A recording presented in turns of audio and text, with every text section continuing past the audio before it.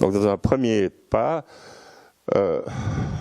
notre intention, enfin c'est en tout cas au niveau de ce groupe de travail, c'est une obligation pour l'expert de mettre des indicateurs à disposition du conseil, de les expliquer et de le faire chaque année.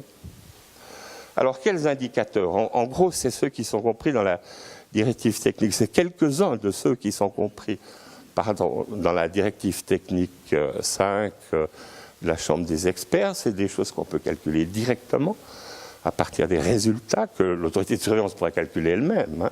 Mais je crois que c'est important que l'expert les présente, les explique. C'est le taux de couverture, mais en tenant compte des bases techniques, du taux d'intérêt.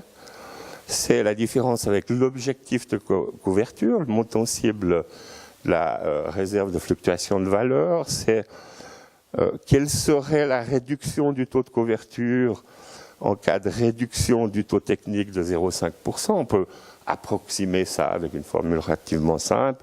Quel est le taux de rendement espéré? Quelle est la volatilité de la stratégie de placement?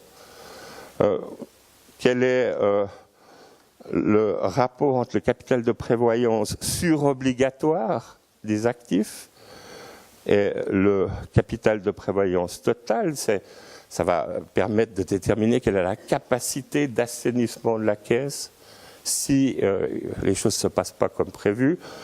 Quel est le rapport démographique en termes de capital de prévoyance entre entiers et actifs? Quel est le rapport de la somme des salaires? C'est aussi lié évidemment à l'effet qu'aura une augmentation de cotisation. Hein. Donc des choses relativement simples, mais qui doivent être expliquées, qui doivent être dans le conseil de fondation, ce conseil de fondation de milice, hein, doit vraiment prendre compte, parce que nous estimons que ces facteurs de corrélation, ces coefficients de corrélation, pardon, où on voit que il n'y a aucune différence entre le taux de rentier et la stratégie de placement, alors qu'il y a des pays où c'est obligatoire hein, de tenir compte de l'âge pour les placements, ou c'est quelqu'un hein, dans les pays où c'est individualisé, on ne peut pas choisir ses placements, ça dépend de l'âge qu'on a,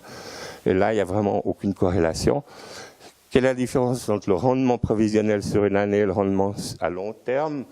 Et c'est des notions qui sont définies hein, dans cette directive technique 5. Hein.